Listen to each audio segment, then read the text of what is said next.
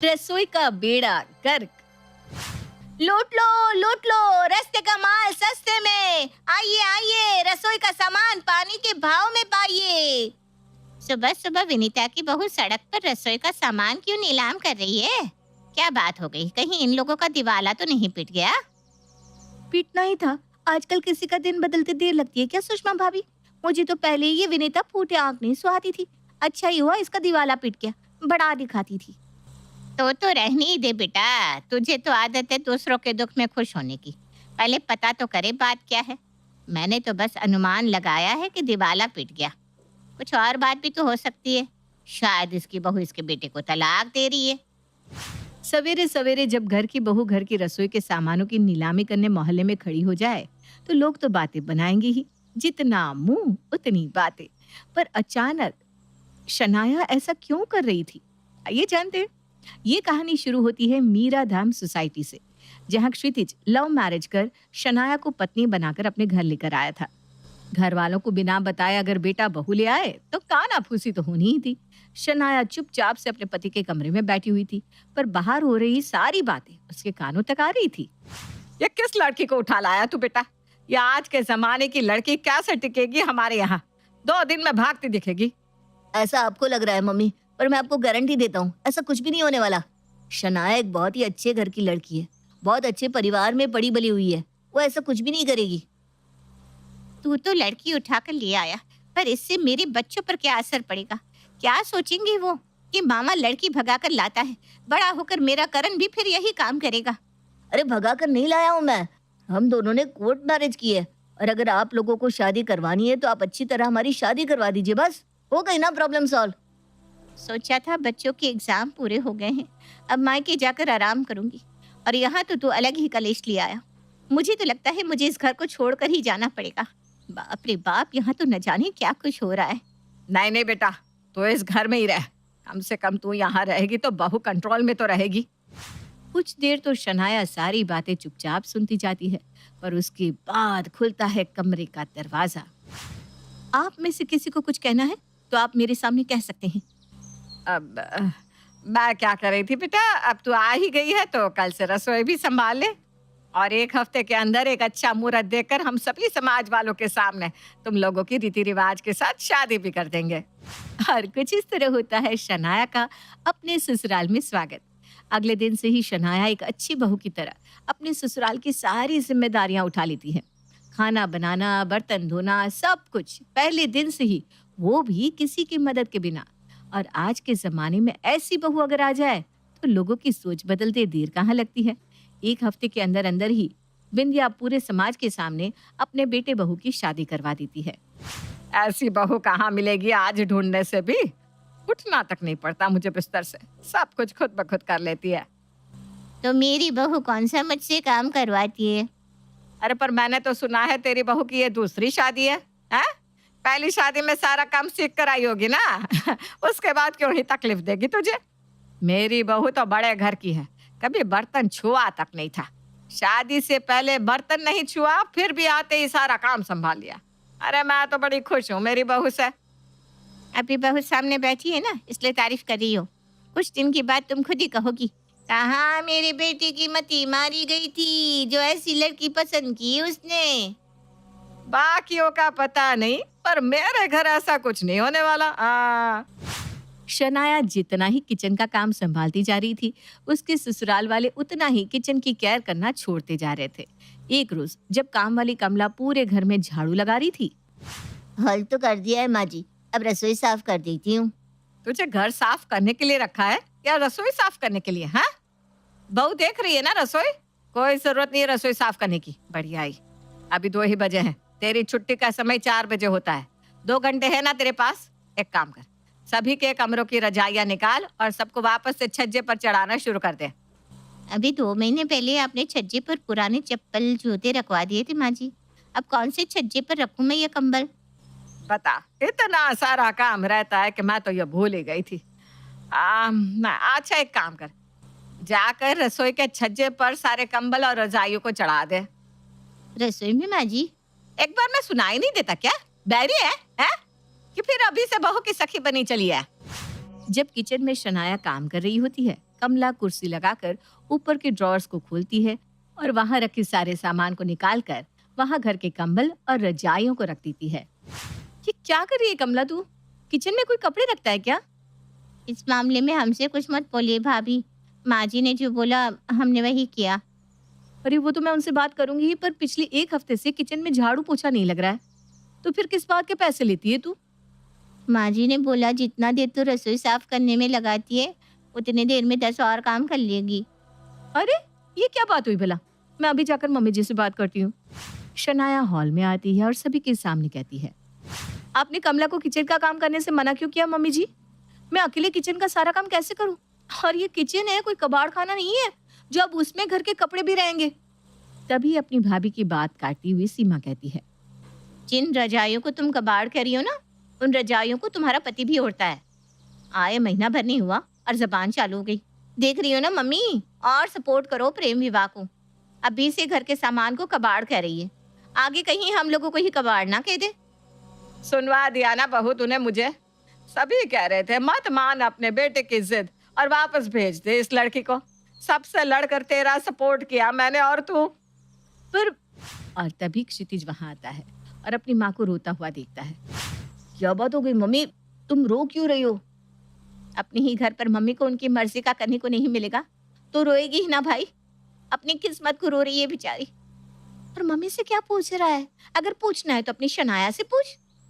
ये सब क्या है शनाया? प्यार अपनी जगह है। मैंने किसी की परवाह ना कर तुमसे शादी की और उसके बाद ये। मैं अपनी माँ को रोता हुआ नहीं देख सकता। मुझे बस यही कहना है, बाकी तुम देख लो। और इसके बाद शनाया कहती भी तो क्या, पर ये बात यहाँ नहीं रुकती। अब धीरे धीरे घर का रसोई बनता जाता है स्टोर रूम, जिसे देखो अपने सामान को किचन में ही रखने ले आया करता। ऐसे ही एक दिन जब शनाया किचन में पूरियां बना रही थी, तभी सीमा अपने बेटे का स्टडी टेबल लेकर वहां आती है। आप गलती से किचन में आ गई है, ये चिंटू का कमरा नहीं है। मुझे पता है, मैं किचन में ही आई हूँ। चिंटू की छुट्टियां हो गई है तो आज का स्टडी टेबल किसी काम नहीं आता। बेकार में ये कमरे का स्पेस ले रहा है। अब इसे यूं ही फेंक तो नहीं सकती, इसलिए यहाँ ले आई। ये जगह ठीक है, यहीं रख देती हूँ मैं। अरे पर किचन में स्टडी टेबल कौन रखता है? ऑलरेडी किचन कितना गंदा हुआ पड़ा है। हमारे घर पर तो हम शुरू से ऐसा ही करते हैं। तुम नहीं हो ना, इसलिए तुम्हें ये सब करने की आदत नहीं है। आदत डाल लो शनाया। तभी सीमा के पीछे पीछे चिंटू किचन में आता है। मम्मी, वो पुराने बुक्स लेने के लिए पेपर वाला नहीं आया, तो पुराने बुक्स भी किचन में रख दूं? ऐसे भी कमरे में न्यू बुक्स रखने के लिए स्पेस भी तो बन जाएगा। अरे पर यहाँ जगह कहाँ है? ये देख बेटा, यहाँ सिलेंडर के पीछे जरा जगह दिख रही है, इसी के पीछे पुराने बुक्स रख दे। और जब वो पेपर वाला किताबें लेने आएगा ना तो यहीं से निकाल कर दे देंगे। और अपने बेटे का पुराना सामान किचन में रखकर सीमा बाहर चली जाती है। अब कुछ कह दूंगी तो सब रोने को तैयार हो जाएंगे। हद हो गई, किचन का बेड़ा गर्क कर रखा है सभी ने। उसी शाम अनुराग एक कारपेंटर को लेकर अपने घर आता है।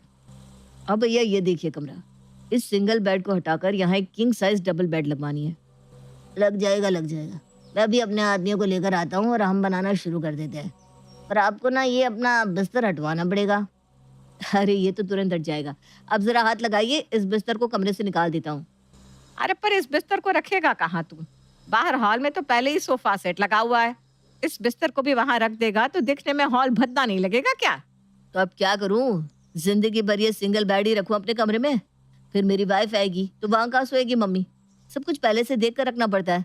लड़की वाले यही सब तो नोटिस करते हैं। अरे तो एक काम कर, अपने बिस्तर को खड़ा करके किचन में किनारे में रख दे। हाँ, ये ठीक रहेगा। रसोई में कपड़े तो आ ही गए थे, टेबल भी आ गया। बस एक बिस्तर की कमी थी जो अनुराग ने पूरी कर दी। और इस तरह घर के सभी लोग किचन में ही अपना फालतू सामान रखते जा रहे थे। अब बस एक ही कसर बाकी रह गई थी, किचन का बाथरूम बनने की, जो कि आज सीमा पूरी करने वाली थी। अपने बेटे के साथ हाथ में एक बाल्टी लेकर सीमा किचन में आती है। अभी बाल्टी भी किचन में रखनी है? मेरे सर पर ही रख दीजिए ना। अरे नहीं, पानी से भरी बाल्टी में तेरे सर पर क्यों रख दूंगी? तुम जरा एक बार बाहर आ जाओ, मैं चिंटू को नहला दूं। वो क्या है ना, बाथरूम में अनुराग गया है और इसे ड्राइंग क्लास जाना है। तुम जानती हो ना इसके नखरे, बिना नहाए ये क्लास जाएगा नहीं। क्या? अरे ये किचन है, किचन, कोई बाथरूम नहीं है जो आप चिंटू को यहाँ नहलाने ले आई। पहले तो ले देकर पूरे घर में एक हॉल ही था, वही हमारा किचन था, वही हमारा बेडरूम, पर कभी किसी ने बीच में टांग नहीं अड़ाई। और तुम इतने ड्रामे कर रही हो। अरे सदियों से लोग किचन में नहाते आ रहे हैं और चिंटू तो बच्चा है। अब देखो, बातों में ना टाइम वेस्ट मत करो, बाहर जाओ, चलो जल्दी, मैं चिंटू को नहला दूं। इस बार पानी सर से ऊपर चला जाता है और सनाया इस मसले का हल निकालने की ठान ही लेती है। अगली सुबह किचन का सारा सामान लेकर घर के बाहर लगा देती है बाजार किचन के सामानों का। लूट लो, रास्ते का माल सस्ते में, आइए आइए, रसोई का सामान पानी के भाव पाइए। ये विक्रांत की बहू को क्या हो गया? सवेरे सवेरे अपनी रसोई का सामान बेच रही है। अभी विक्रांत को कॉल करके बताता हूँ उसके पीछे उसके घर में क्या क्या हो रहा है। और विनोद सनाया के ससुर को कॉल कर ही रहा था कि उसे बाजार में ही अपने घर को वापस लौटता हुआ विक्रांत मिल जाता है। और उसे देखते ही पहली बात विनोद यही बताता है कि उसकी बहू रसोई का सारा सामान बेच रही है। ऐसे क्या बात हो गई विक्रांत? तूने मुझे बताया भी नहीं। रसोई तक का सामान बेचना पड़ रहा है तुम लोगों को। अरे कुछ पैसे चाहिए थे तो मुझसे मांग लेते हैं। ये क्या मजाक कर रहा है तू? मैं तो आज 2 महीने बाद काम से घर लौट रहा हूँ। वैसे कौन बेच रहा है रसोई का सामान? मतलब तुझे पता ही नहीं कि तेरी बहू टू लेट का बोर्ड लगाकर तेरे घर की रसोई का सारा सामान सड़क पर नीलाम कर रही है, वो भी हर एक माल 20 रुपए में। ये सुनते ही विक्रांत उल्टे पांव अपने घर भागता है, जहां वो देखता है कि मोहल्ले की औरतें उसकी बहू को रसोई का सामान बेचते हुए देखकर बातें बना रही है। सुबह सुबह विनीता की बहू सड़क पर रसोई का सामान क्यों नीलाम कर रही है? क्या बात हो गई? कहीं उन लोगों का दिवाला तो नहीं पिट गया? पीटना ही था। आजकल किसी का दिन बदलते देर लगती है क्या सुषमा भाभी? मुझे तो पहले ये विनीता फूटे आंख नहीं स्वाती थी। अच्छा ही हुआ उसका दिवाला पिट गया, बड़ा दिखाती थी। अरे तू तो रहने ही दी बेटा, तुझे तो आदत है दूसरों के दुख में खुश होने की। पहले पता तो करे बात क्या है। मैंने तो बस अनुमान लगाया है कि दिवाला पिट गया होगा। कुछ और बात भी तो हो सकती है। शायद इसकी बहू इसके बेटे को तलाक दे रही है। ये बेफिजूल की बातें मत कीजिए। कोई तलाक नहीं हो रहा मेरे बेटे बहू का। और ये सब तो क्या कर रही है शनाया बहू? अंदर चल। विक्रांत अपनी बहू को घर के अंदर ले जाता है। मतलब 4 दिन के लिए आदमी काम के सिलसिले में बाहर भी नहीं जा सकता? तुम्हारे भरोसे बहू को यहाँ छोड़ कर गया था बिंदिया, और ये सब क्या हो रहा है? बहू क्यों बाहर घर का सामान नीलाम करने पर मजबूर हो गई? अब किचन का सामान बाहर ना बेचूं मैं तो और क्या करूं पापा जी? इस घर का किचन रह ही कहाँ गया है? जिसे देखो सारा कबाड़ किचन में लाकर रख देता है।